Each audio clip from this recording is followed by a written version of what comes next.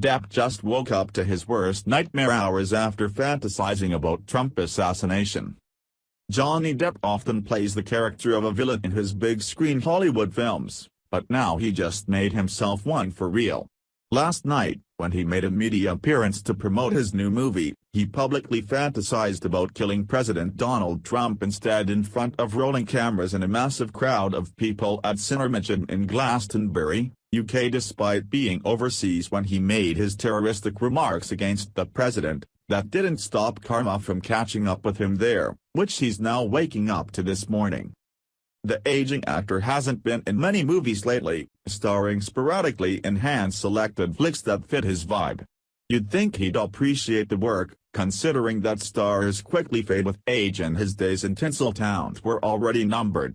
Rather than sticking to his script when presenting his latest film, The Libertine, alongside director Julian Temple, he went off the rails and used his time at the podium for something else. Evidently, he didn't learn from comedian Kathy Griffin, who just recently did something similar and is still paying the price for it. In front of 1,500 people at the event, Depp decided to use their captive attention to spew hatred for our president and promote assassination. "I think he needs help and there are a lot of wonderful dark places he could go," Depp said.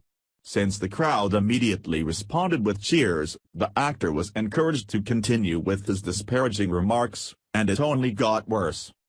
"It is just a question, I'm not insinuating anything. By the way, this is going to be in the press. It will be horrible.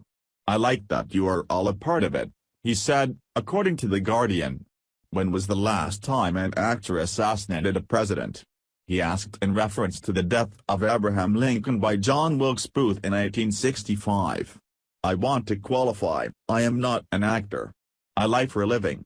However, it has been a while and maybe it is time," he added. Before exiting into infamy, which he's now waking up to today, he left the crowd with some thoughts about what he was there for in the first place. "Thank you so much for having me here. This is beautiful, chaotic madness. I made the film because I wanted to try to bring to England a great poet that they missed. They missed him because he was written off as a jokester, a hoaxer. This guy is one of the deepest poets. Depp seems to have gotten a little too into the part he was playing in his new movie, as a jokester and dark hoaxer, but nobody here in America is laughing, and certainly not the President of the United States. What will it take these celebrities to learn that talking about killing the president or speaking out against him in the most vicious manner they can muster never ends well? It was only a few short weeks ago that jokester Kathy Griffin pretended to behead Trump and endured an onslaught of backlash from that is still continuing today. She's lost sponsors and big scheduled performances around the country, which is appropriate for her disturbing antics she was promoting to be funny. Depp has recently fallen into some financial difficulties and just sealed the fate of his future of not getting out of that with a few sick minutes of not being able to help himself at the podium. Despite being one of Hollywood's highest-paid actors, Depp is in a financial depression that's about to get a lot deeper for thinking he's funny to joke about a non-joking matter. We've already seen that words are quickly turned into actions among unhinged liberals that are waiting to snap, and encouragement like this from even just an actor gives these lunatics the ammunition they need. We saw this just last week with the would-be congressional killer who opened fire on several GOP congressmen and hoped to make it to Trump next. There's nothing funny about assassination or the mental health of liberals willing to go out as a martyr or the cause of trying to get the winning shot on the president.